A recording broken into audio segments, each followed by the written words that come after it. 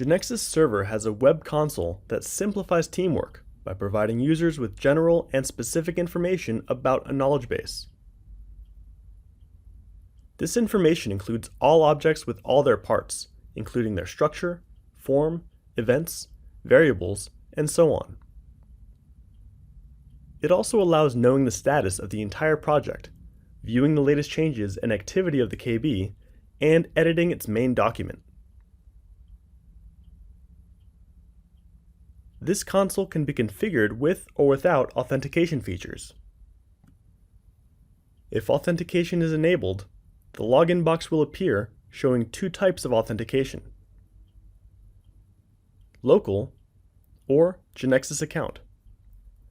The local option allows users to access the console with their corresponding username, and the GeneXus Server security database is used to validate the credentials. On the other hand, the GeneXus account option allows users to log into the console with their GeneXus account. It also gives users the possibility to create an account if they don't have one. The dashboard displays the entire contents of the GeneXus Server instance. It's made up of different sections, including the Start section, Navigation tree, and the section with all the information of the knowledge bases. The Getting Started section offers help to users in case they need it. It can be hidden or expanded and consists of the following 4 buttons. Need Help to Start takes the user to the official documentation of GeneXus Server. Learn from the Community takes the user to the official forum of GeneXus Server. Want More from GeneXus Server takes the user to the official page of the GeneXus Server product. And finally, Need Personal Attention enables the user to communicate with the GeneXus Server support team.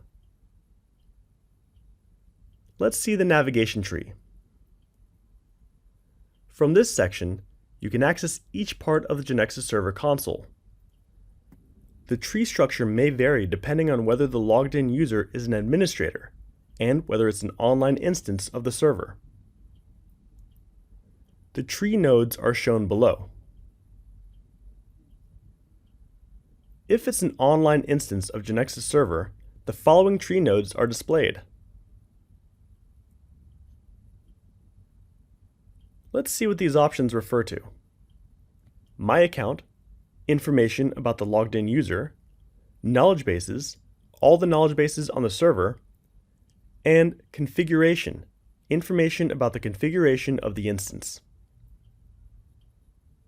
If the logged-in user is an administrator, the following nodes are also displayed. Security, user and security administration of the server instance, and License, authorization of the GeneXus Server license. In addition, if it's an online instance of GeneXus Server, the following nodes are also displayed. Backups refers to the backup of each knowledge base hosted on the GeneXus Server instance. Service, general information about the service provided by the GeneXus Server instance. And Support refers to the user controls and installation of patterns of the GeneXus Server instance service. Okay, let's move on to Knowledge Base menu. This menu offers all the information related to the knowledge bases hosted on the server instance. It also allows the user to navigate the knowledge base through the different tabs. Let's see what these tabs do. KB Dashboard displays general information about the knowledge base, including the number of objects, the number of unreferenced objects, and the list of the last commits made. It's also possible to modify the description of the KB and its active version, and to associate an image that identifies it, and so on. Documentation allows the user to view and edit the knowledge base documentation that has been created from the GeneXus IDE itself. Versions allows the user to view and manage the KB's versions. These actions are limited to users who have version management permissions.